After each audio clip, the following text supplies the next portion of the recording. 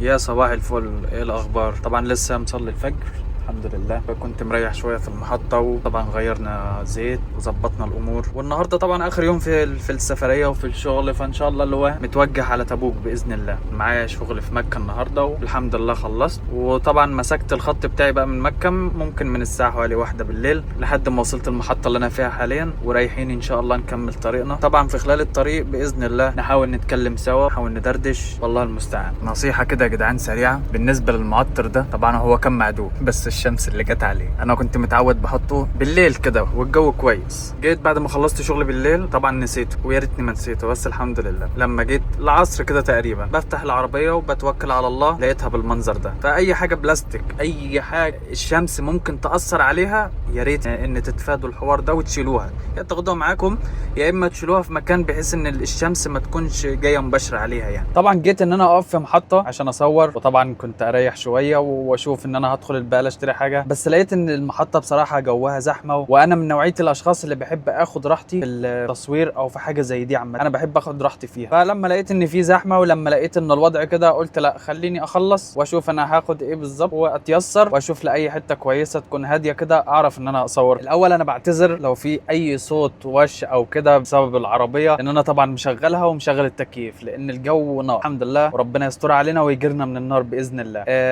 بصراحه لما جيت اشوف حوار الجو حر على طول، الكلمه دي حتى بتتردد عندي، يعني مش مستني مثلا ان انا افتح كاميرا واقولها، لا والله الحمد لله، باجي اقول والله الله يكون في عون الناس اللي بتشتغل في وقت زي ده. يعني دلوقتي احنا الساعه 11 وربع الصبح، فلما باجي اشوف الوقت ده درجه الحراره بالشكل ده، فلا بجد يعني الله يكون في عون الناس اللي بتتعامل من نهل الشمس كده على طول. على الاقل الحمد لله انا الواحد ربنا كرمني ورزقني بشغلانه، يعني الحمد لله حوار الحر ده متيسر بالتكييف. بس انا بسبب وش العربيه بقى والكلام ده فاضطريت ان انا اشتري المعلم ده، وبصراحه حل ازمه معايا، حتى لو مطلع مثلا وش بسيط بس هو يستاهل ان هو بيعزل كويس بصراحه. وفي درجه اعلى من كده، يعني انا حاطه مثلا على درجه بحيث ان انا برضو اعرف ان اتكلم كويس والصوت يوصل كويس. بس الحاجه بقى الغريبه اللي انا ما كنتش عامل حسابها ان انا افضل ماسك ايدي بالشكل ده عشان اجي اصور، فانا ما عملتش حساب ان اي ستاند او اي حاجه تساعدني في التصوير شويه، فسامحوني على المنظر بقى لحد شويه، بس ايه ما نرتب، يعني ايدي مأديه الغرض الحمد لله. توكل على الله بقى وندخل ايه في المفيد. انا دلوقتي النهارده يومي كان بادئ من الساعه 1 او 2 بالليل، تمام؟ فانا كنت متحرك من مكه وباذن الله متوجه على تبوك اللي هي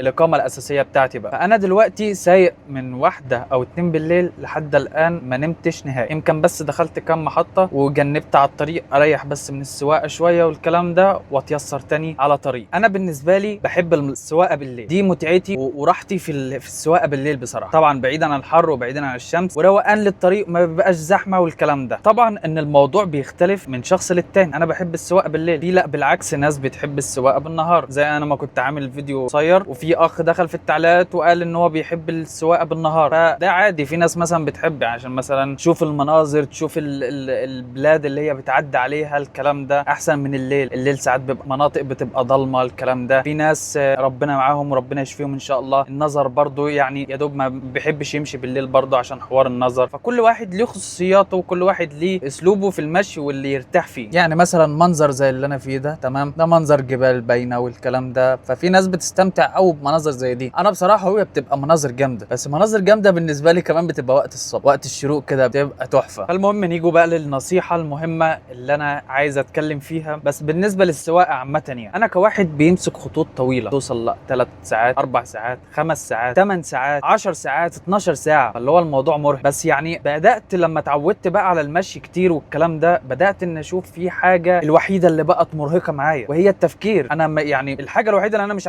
عارف اسيطر عليها، طبعا هو ده مرض فيا، التفكير المفرط ده مرض فيا مش عارف اتخلص منه نهائي، وربنا باذن الله يشفيني منه امانه، يعني عشان الموضوع ده متعب بشكل، ومتعب لما طلعت على طريق وتيجي مثلا طريق زي الليل او حتى بالنهار، والله لان الموضوع ده ما بيسيبنيش نهائي. تيجي بقى تفكر وتسرح بخيالك، طب انت يا محمد بقالك 2.5 سنين في الغربه، عملت ايه؟ طب انت المفروض تعمل ايه؟ طب انا المفروض اخلي، طب انا المفروض اسوي. فلا يعني الحوار صعب، بس برجع واستعيذ بالله من الشيطان، لان قسما بالله يعني ده حاجه، ده سوء جامد والله تفكير، لان ده عقلك الباطن اللي شغال وشيطانك في نفس الوقت. وكل واحد التفكير اللي بيفكر فيه طبعا بيبقى ليه اسباب. عشان كده والله نصيحتي يعني حاول على قد ما تقدر ابعد من واحد جاي لك بيعاني من مشكله زي دي يعني. وبحاول ان انا اخرج من دايره التفكير دي بالذات في شغلي على طريق، ان التفكير على الطريق يعني انت مش بتعمل حاجه، مفيش اي حاجه. انا قاعد لوحدي في العربيه وماسك خط لوحدي وبشتغل لوحدي وكل حاجه لوحدي. البيئه اللي انا شغال فيها معرض للتفكير ازاي. ممكن اكون ايوه فعلا شيطاني مسيطر عليا في حوار زي ده، بس والله اوقات برجع وبحاول ان انا افصل باي طريقه، افصل بقران، افصل معلش لو باغاني، افصل لو حتى هكلم اهلي. بحاول ان انا بقدر الامكان افصل، لان لما تيجي تفكر وتيجي بتحسبها تلاقي ان عقلك عايز يشتغل، وتيجي تشتغل لا في السوق وفي الكلام ده. فنصيحه حاول تخرج نفسك من مود التفكير، لانه اصلا يعني مش حل. انا لو جيت ابص لها كتفكير والله كل حاجه بايد ربنا. انا مفيش حاجه هتغيرني في حياتي غير ربنا، السبب بايد ربنا، كل حاجه بايد ربنا. فانا ليه اتعب نفسي وافكر وعاني في تفكيري وعايز ان انا فاضل شويه هطلع دماغي كده من العظم بسبب من كتر التفكير، وهي كلها على ربنا في الاول وفي الاخر. في عندي بقى طريقه بصراحه يعني يمكن من اكتر الطرق اللي انا بستخدمها عشان احاول ان اخرج نفسي من دايره التفكير دي شويه. افضل افتكر في حاجات تضحكني بالعافيه، حاجات حصلت معايا في حياتي، حاجات حصلت مع اهلي، حاجات حصلت مع اصحابي من زمان، افتكر حاجات من ايام الدراسه، الكلام ده. المهم اطلع نفسي بره التفكير في ان حياتي ومستقبلي والكلام ده. اصل تعب والله.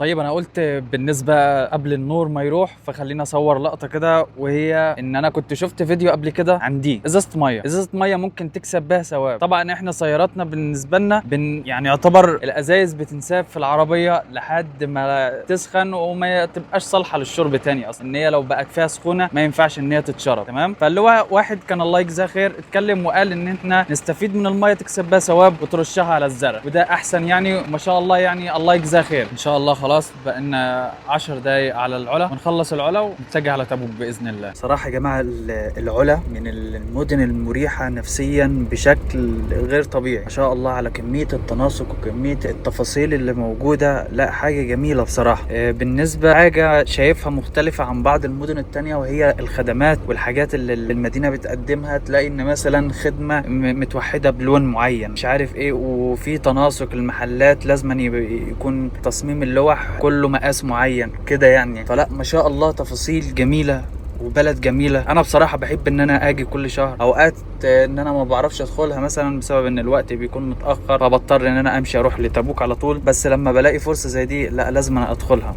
وبصراحه يعني انا شايف ان هي مكان من الاماكن اللي لازم ان الواحد يحطها في الاعتبار برضه، حتى لو ان هيطلع سياحه او ترفيه لاي مكان. لا يستاهل بامانه والله. تفاصيل واهتمام بالشوارع، اهتمام بكل حاجه ما شاء الله. وصلنا لاحلى وقت في السواقه بالنسبه لي طبعا هو الليل، وان شاء الله ربنا يكتب السلامه واحنا خلصنا وقريبين من تبوك باذن الله. فاحنا نكمل خط، انا وقفت اريح شويه ومكملين مواصلين على خطنا ان شاء الله. طبعا حرفيا انا فصلت معنى الكلمه يعني، لان انا يوم كامل سايق على الطريق من امبارح الساعه 1 وتقريبا انا عديت الساعه 1 دلوقتي، بس ده المعتاد يعني خلاص. لان انا حاولت بكل الطرق اليوم بتاع تبوك، لان هو يعتبر اكتر يوم بتعب فيه في الشهر. بحاول اجيبه يمين، احاول اجيبه شمال، مش راضي يجي ان انا اقدمه ابدا، وان انا اوفر في الوقت واحاول اوصل بدري شويه. واخر حاجه حابب اقولها في الفيديو قبل ما اقفل عشان باذن الله اتيسر واكمل طريقي عشان ما اتاخرش اكتر من كده. حاول في شغلك او وظيفتك او مصلحتك الخاصه ان انت ما تبنيش قراراتك بناء على تعب يوم يومين ثلاثه. لابد ان انت تتعب. يعني مثلا زي النهارده مثلا انا يوم كامل صاحي وتعبان على الطريق والكلام ده، فطبعا انا مش هبني شغلي طول الشهر على تعب يوم واحد، ان انا لا انا تعبان ولازم. طب ما بص طيب للجوانب الكويسه، وبص للسلم اللي انت فضلت تبني فيه ووصلت لمرحله فيه كويسه عشان تحقق هدفك وتحقق اللي انت عاوزه. الله يكتب لكم التوفيق ويكتبها لنا جميعا، وان شاء الله انه يكون الفيديو كويس ويكون عجبكم، واشوفكم في الفيديوهات الجايه. واهم حاجه ما تنسانيش من دعمك، لان اكيد دعمك هيفرق معايا. يلا سلام.